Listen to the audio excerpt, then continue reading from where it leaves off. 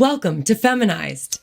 It's time for a show that turns the spotlight on the powerful women shaping cannabis culture. The cannabis industry is on fire and women are sparking it up. If you like the show, please subscribe. You can also subscribe to the Feminized podcast with Liz Grow on YouTube and Instagram. The future is feminized. Hey sis, you're now listening to the Feminized podcast. Guys, welcome back. I'm so excited to introduce you to my next guest today. She is none other than Jade Daniels. She's the founder of Ladies of Paradise, Lady J's pre-roll brands, and now Girlfriend Distribution. Jade, it's like I can't keep track anymore, and I'm so glad you're on the show because I need to hear all about it. Welcome to Feminized. Thank you so much for having me. It's always good to see you. And again, so soon because I was just in Texas. So I plan to be in Texas quite a bit more in 2023 and working with you quite a bit more in 2023. So all the hangs, I'm here.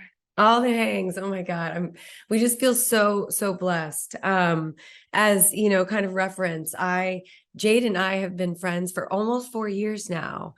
Patrick and I met her through cannabis. We met at the party that she threw at MJ Biz. It was just the most epic thing. And it made us feel so just cool.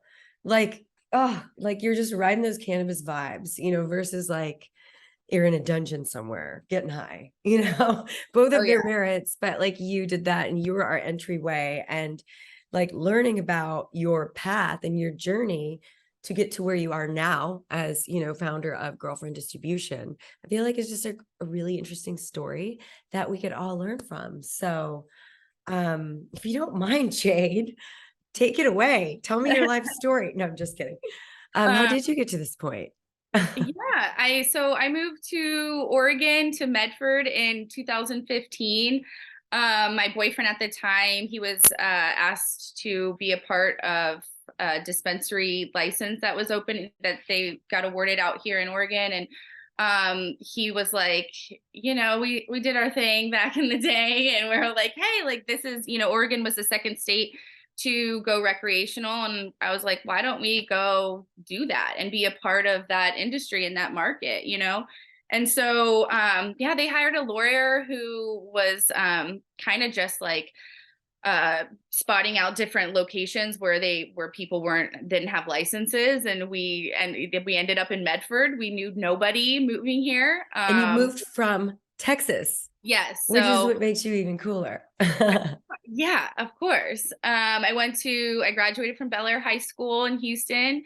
I went to University of Houston. I graduated with a degree in public relations, and then I minored in international business, and really, I got a certificate in entrepreneurship, which is a special course that you could take. And I was really happy that I did that because that course really inspired me to start my own business and kind of be my own boss and, have my own vision and run with it. And so when we moved to Oregon, and we're opening these shops, I kind of took everything that I knew from like hospitality world and my internship that I had working for a restaurant group in Houston, and applied that to what was happening with the recreational cannabis market, because it's just customer service at the end of the day, and there are so many positive things that I learned in customer service that like translate into cannabis. And, taking, especially in like a new market, like there are older customers and patients coming in who, are like, this is the first time, like they probably never, who would tell us? I've never thought I would see this day. I'm in a weed shop, and people who would like save their receipts, and like, so they're like, I framed my receipt, because it's like a receipt for weed. And so, people like that, like they need like a little more education, and they need people to really pay attention and inform them on like, this is even like, this is people don't know, like, and so I really, I just kind of, just translated everything I knew from that into cannabis. And then, with that, I had my company, Ladies of Paradise, was a jewelry company. And I as I was like moving into this cannabis market and being so fascinated with everything that was happening with that, I was noticing that there were a lot of like women behind the scenes who would like these guys would come in, they'd be like, oh, like this is my company, like buy my weed, you know, and then like their like wife or girlfriend was like behind the scenes like packaging it, or you know, creating the designs and like, you know, making sure like the manifest and the metric was, or actually we didn't have metric back then, it was, we were still taking orders on like restaurant pads, but we Wow. got to that point. But anyway, my point is that Ladies of Paradise, and by the way, the name Ladies of Paradise was inspired from the women of Guatemala, because the Guatemalan women is like this very matriarchal community, and like they would like, you know, there were like all their traditional Mayan garb, like these weepils and stuff, and they'd carry like Mhm. baskets on their heads, and they'd take, you know, they'd take care of their families, and like the men would like go out, but the women really held it down. And I was so inspired by this town that I would always go out to is on this lake called Lake Atitlan, and I would go to San Pedro, and um, I was just so inspired. I remember I was like, the name Ladies of Paradise. I was listening to a Cole, and I would always go to Guatemala by myself, which was like just this Which thing. who does that? I Like, know, and it was just like this like special relationship I had with it, and like traveling by myself. I feel like I was just really like, I don't know, like figuring out who I was and what I wanted. And like, I just yeah. really appreciated like traveling by myself. But anyway, I remember I was listening to Coldplay. It was like that Paradise song. And I was like, Paradise, Paradise. I was like writing in my journal. I was like, Paradise is a good word, strong word. And then like, I was Yeah. like, you know, going through like going, yeah. Sorry. And then I was like going through, just driving through the mountains and stuff. Um, and I was just so inspired by the women. And so I just like started thinking like women of paradise, like, you know, and came up with Ladies of Paradise. But anyway, so then fast forward into badass women behind the cannabis scene. I was kind of getting over like my jewelry and everything that I was doing. Like I was more fascinated with like weed and what was happening in that world. Yeah. And Yeah. I was like, you know, how do I mix these two together? Right. And so Had your that's boyfriend been how, growing legacy? yeah, yeah. Oh, So okay. Yeah. yeah. Yay. So Good. he's been growing for a long time, and you know, and then got a license out. You know, you get one thing, and then you get the net. You know, you get a dispensary license, and it's like, okay, now I need a producer license. Now I need a wholesale license, um, and so yeah. So then I restart. I was like, okay. I met up with Harley, my business partner for Yes. Ladies of Paradise and Lady J's and all the things, um and she was a photographer, and she had a vintage company, and I was like, hey, what do you think about relaunching Ladies of Paradise, like as this blog highlighting women in the industry who are crushing it, or who are behind the scenes and don't really get like the light shown on them because their like grower husband or whatever is, you know, on the forefront, and they're like behind the scenes doing all this stuff. And so we would like, I remember we shot for my friend Katie, and we like went out to her farm and like dressed her up. And of course we had all, you know, we'd have like hats and wigs and like big vintage like fur Oh, coats and all this yeah. stuff. And so we would like go out to these women and like dress them up on their farms. And it just became a thing. And we relaunched it as like a blog. And then from there, we started just different companies would want to hire us So for you just kind of, sorry to for cut the you off, but I'm just like, so at one point, did you kind of blow up for just the whole lifestyle, like the creation of that lifestyle content? Because it's a very specific it look. I was. mean, I think you can't, it's not just going to farms and taking pictures of ladies. You know what I No, mean? yeah, It's it like definitely, such we very elaborate much had, production. So at what yeah, point did you like, were you like, oh yeah, this is great. We could actually, brands will pay for this.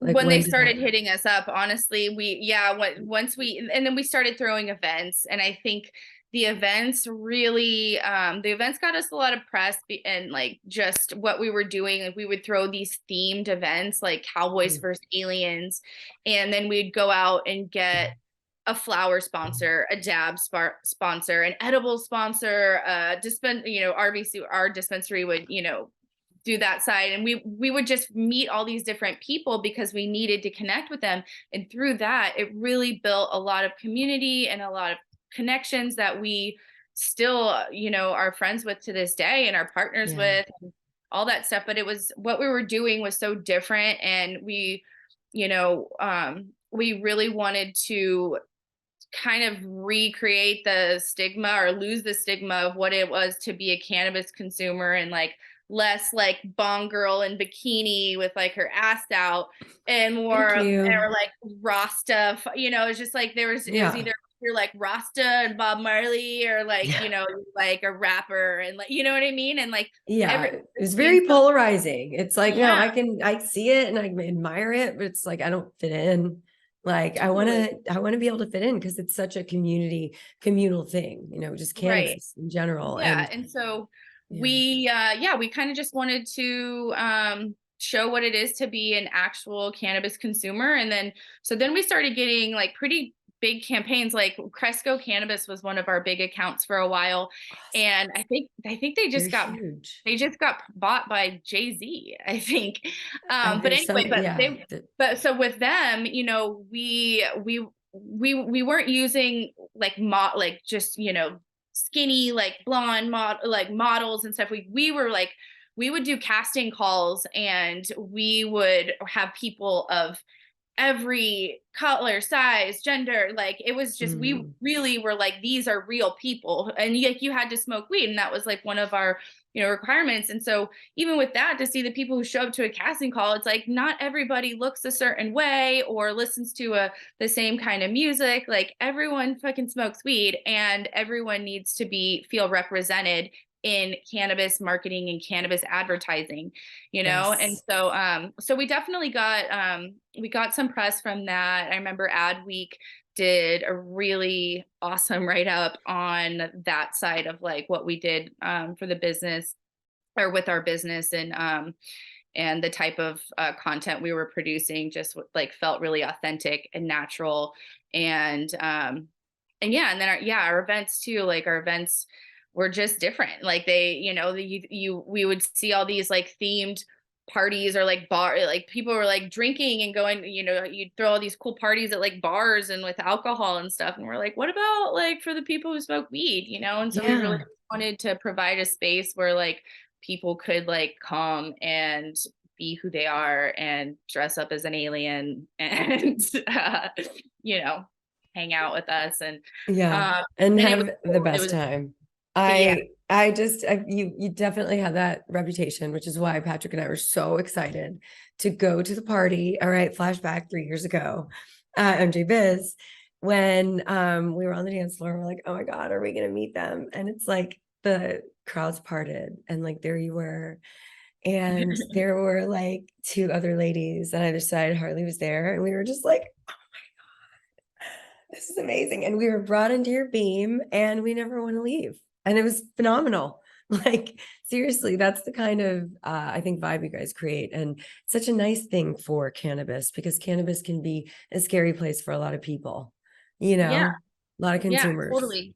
And I feel like, we've been called like the cool kids. Like somebody called me that the other day. They're like, oh yeah, like so and so used to call you guys like the cool kids. But they're like, but you're also so approachable. We just want to be relatable and approachable and like nice, like Yeah. girls can be mean and girls can be catty. And we spent some time like in LA at one point, and we're just like, oh man, like girls are kind of mean here. Like we need to be nice to each other and supportive of Mhm. one another.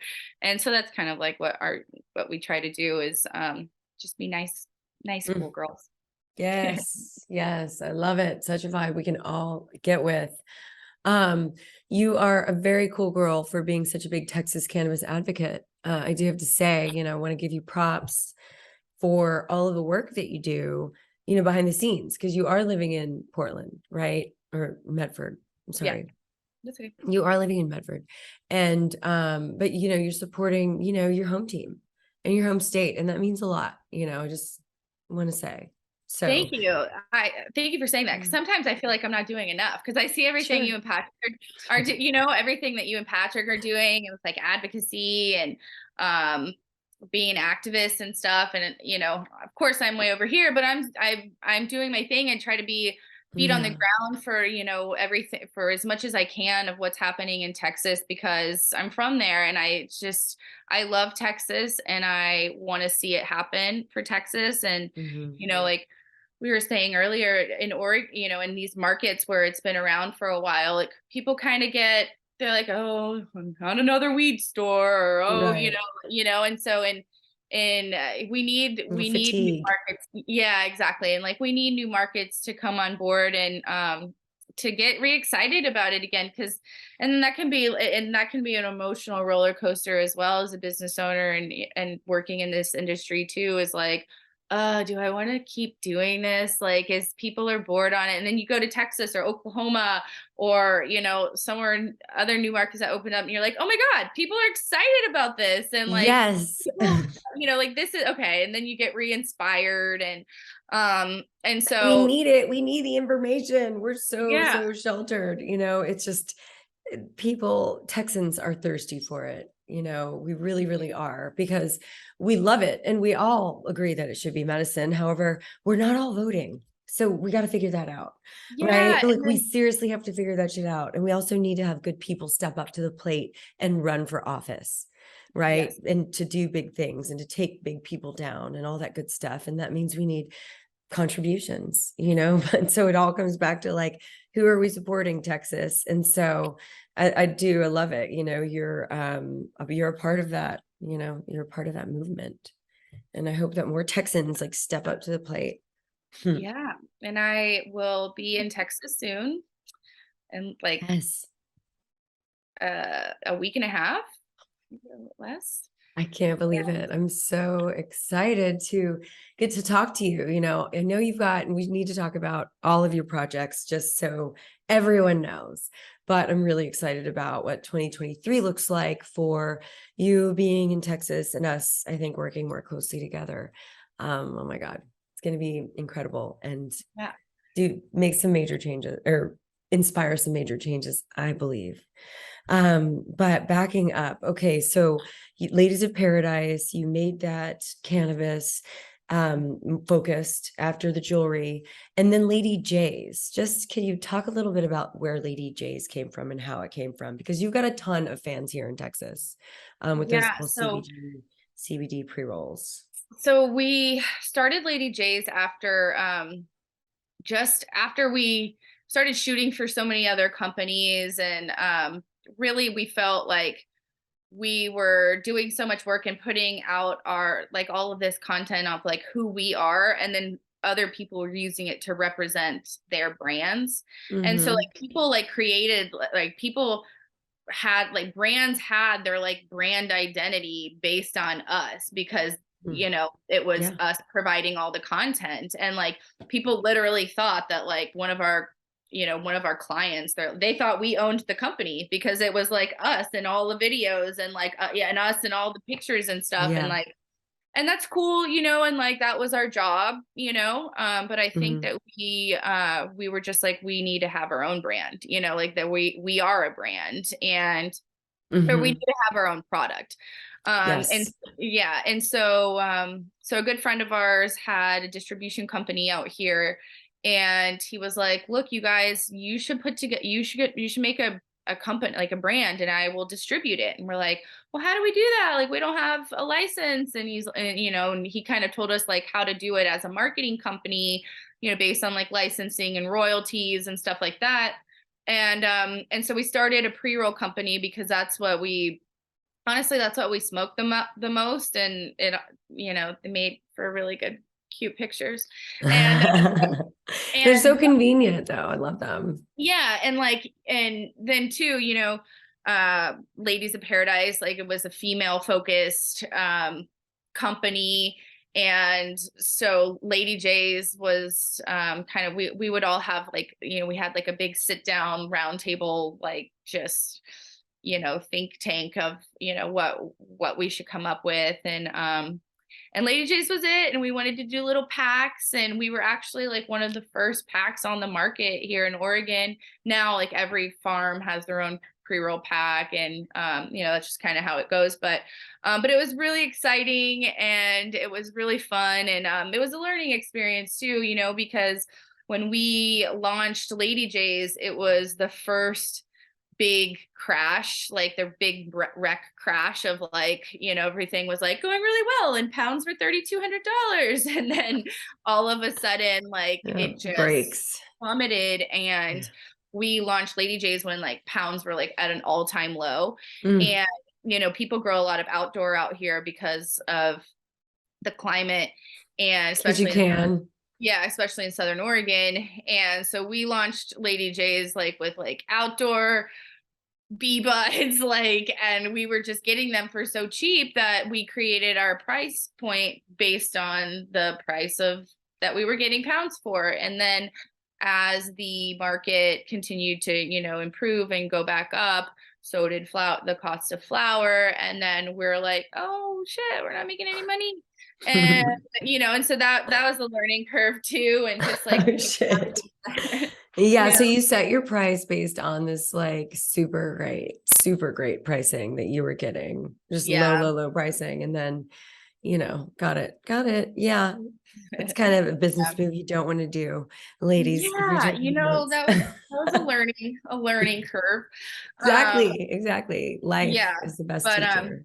but it was good once we launched the CBD and CBG side of Lady J's, because then that opened up to, once the Farm Bill passed and we could sell CBD, that opened up that huge market, and that's where we got into a lot of Texas stores, and we still do really well in Texas because it's looks like weed, smells like weed, but it's not quite weed. But so we do really well in Texas, and actually we've been talking about how we want to 2023 partner with some Texas farms for Lady J's so that we can get some Texas hemp in our pre-roll packs. So that's one thing Oh my God. do in 2023. Please make that happen. Please make that happen. I mean, because you've been intimately involved with the Taste of Texas Hemp Cup since the first cup. Okay. You know how our farmers are growing some luscious hemp buds. I mean, it's craft hemp. All right. That's really what it is. Yeah, It's not weed. It's not THC. It's different. It's craft hemp, and it's some of it's fucking fire. Yeah. I definitely have some of it's better for extraction. Mm-hmm. But sorry. No, I have a couple farms in mind, like especially learning about these farms through you guys and everything, and the platform that you guys have created to kind of bring all these farms and companies together. I think it's so important, and I honestly feel like you guys are doing for Texas like what we did in Oregon, of just like, thank you, creating more community, less competition. Like, sure, it is like, everybody wants to grow the best hemp and, do well, but there is so much in working with your peers. And I just think that that's what, more people should do. And yes, working together is always the way to go. Teamwork. Oh my God. Amen. It's like, you wonder how many times in life, our own egos have kept us from awesome opportunities, right? Mm-hmm. Because that's what's happening. If somebody doesn't want to work with you, it's just because they're feeling some kind of way, what competitive or what the fuck ever. And it's just like, okay, I mean, your loss, right? Like, and that's what it is. And we're trying to really call that out to Texans and be like, your loss. Like, we don't have the right people in office because I don't think enough people are voting. Not enough people are stepping up, but more and more people are waking up. And so I think we're going to get that in the next couple of years. But now it's just like, guys, we're all suffering together. Let's not compete. Totally. And then too, with like cannabis events and stuff too, I feel like it's such an interesting thing to think about and thing to kind of observe, because so many people, like if you go into a bar and like you light up a joint or something, you're like ask people if they smoke weed, like so many people smoke weed, but Yeah. none of those people are not none of them, but not a lot of them are like, oh, I'm gonna go to this cannabis event and like actually like support that you know what I mean, it's Yeah. like hard Yeah. to get people out there who smoke weed and they like Yeah. and they're for it. And I think that that's the same in like politics and voting and stuff too, right? Is that like Yes. people are all about it and they're like, fuck yeah, weed, but it should be legalized. But then it's like, okay, cool, like come to this cannabis event and support these like cannabis farmer or hemp farmers. And they're like, no, cool, thanks. And so it's just getting people to get out there is always going to be a mission. Oh, my sister. Yes. My God, those words. It's, so true. And I think that as we just continue to build this community and just keep shining a light on just amazing brands and amazing farmers and the movement itself and how much goodness it brings, I think then the people will come. And, that really does start with awesome products. So, thank you for that. Now, let's talk about your latest endeavor. You're not just creating a brand or putting a product on the market, but you are now distributing a whole menu of products with Girlfriend Distribution. Talk to me. Yeah. So it kind of started just from a contact that we had on the East Coast who owned a bunch of vape stores. And I went out there and saw what products he was carrying and was just really shocked and kind of blown away. Like, oh my God, this hemp is brown because it's been on the shelf for like several months. Nobody's buying it. And he's like, oh no, like, we sell like 10 of those a day. And I was like, oh wow, okay, yeah, this is not good. Like I could get you way better product than this. And so I kind of curated this sample box of a bunch of my brands, Lady J's, and then our edible line, Venus Electra.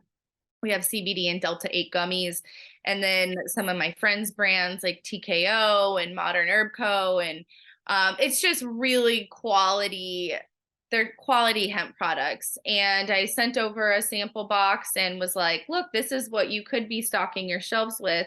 And he was like, oh my God, amazing. I need all of it, And so I really was I was like, more people like need this. And I want to, and with my network here in Oregon, I'm like, so many of us have CBD and hemp versions of our cannabis brands. Mm. And they're all people who really know what they're doing. And these products are really quality. And so Girlfriend is really just a curated menu of brands that I vet and know that are really quality products. And I just want to have a one-stop shop to get those out to retailers.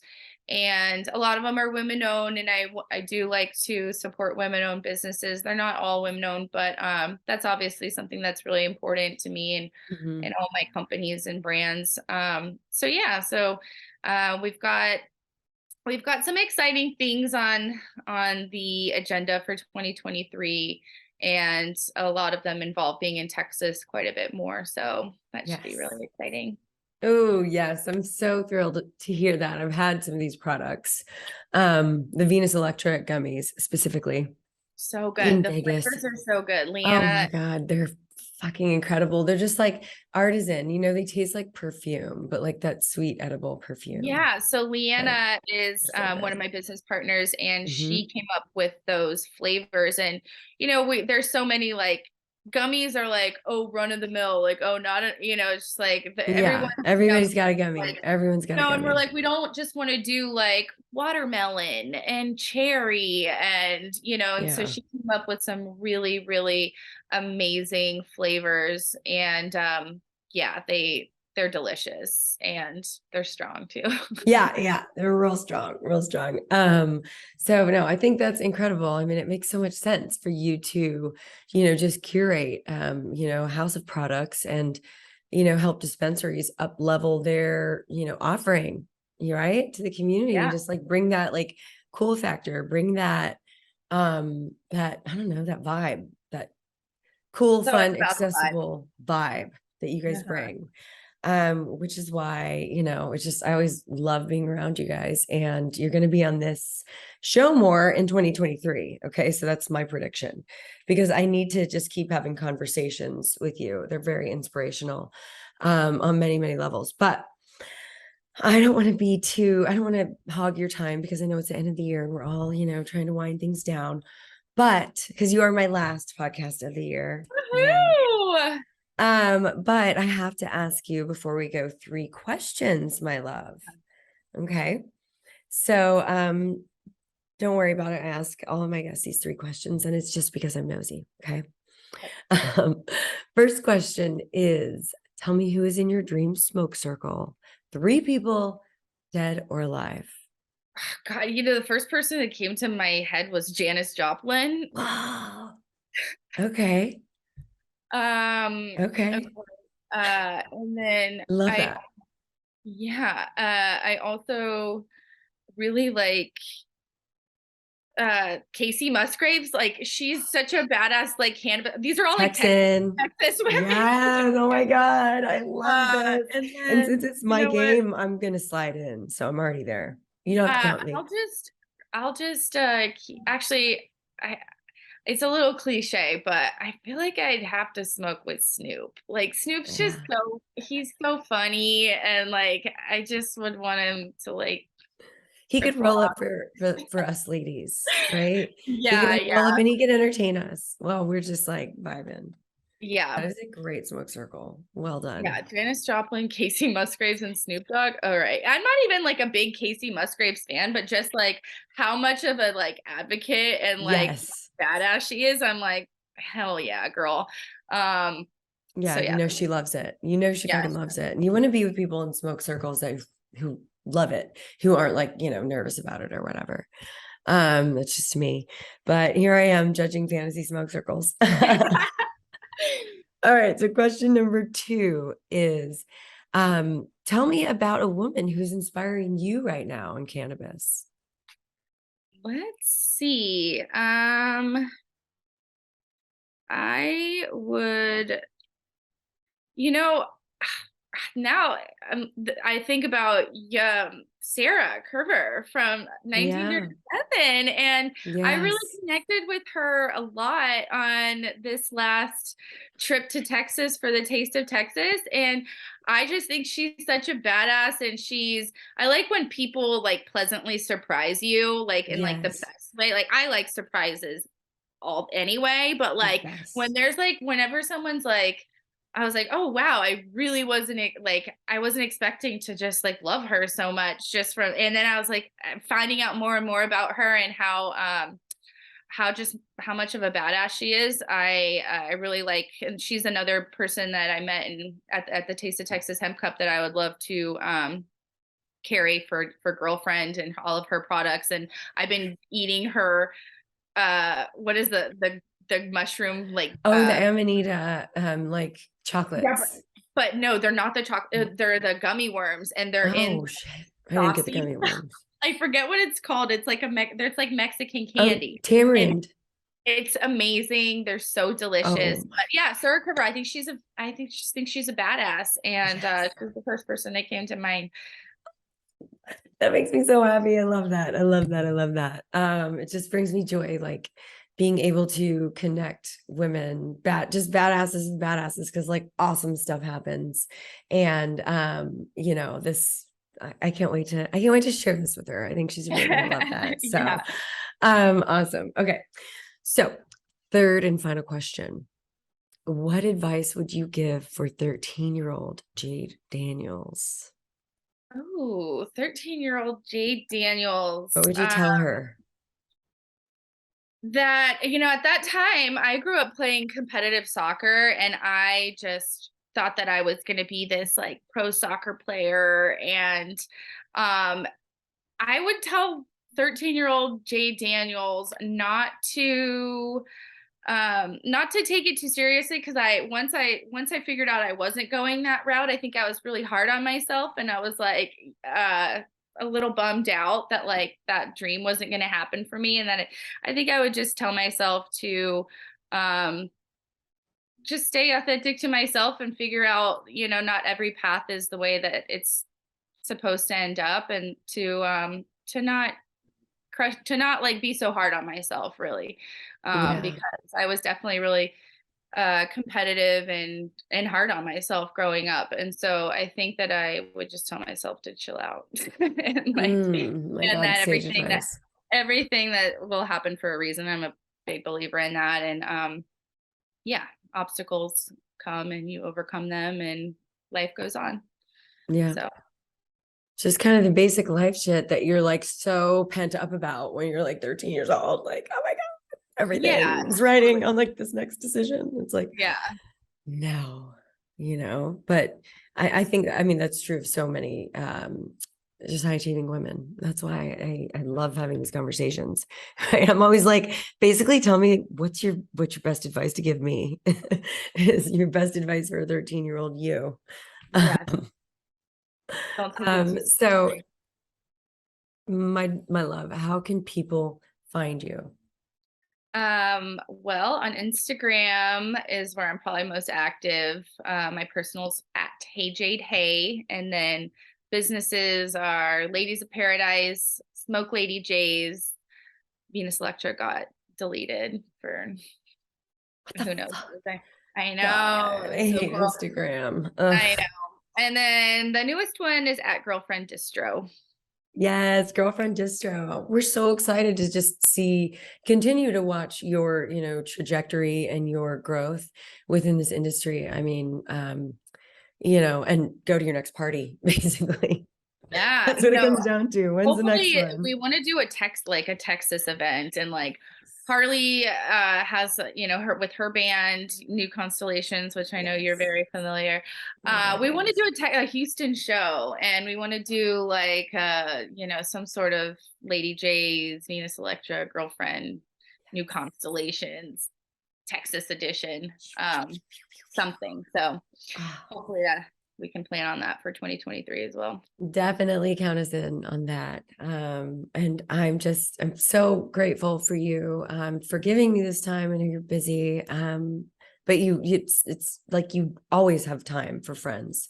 And I do consider you one of my very dear friends. So thank you for that. You were definitely a highlight of 2022. If you'd like more, subscribe to the Feminized podcast on YouTube. Follow at Feminized with Liz Grow on Instagram. Special thanks to our sponsors, Moose Labs and Richard's Rainwater.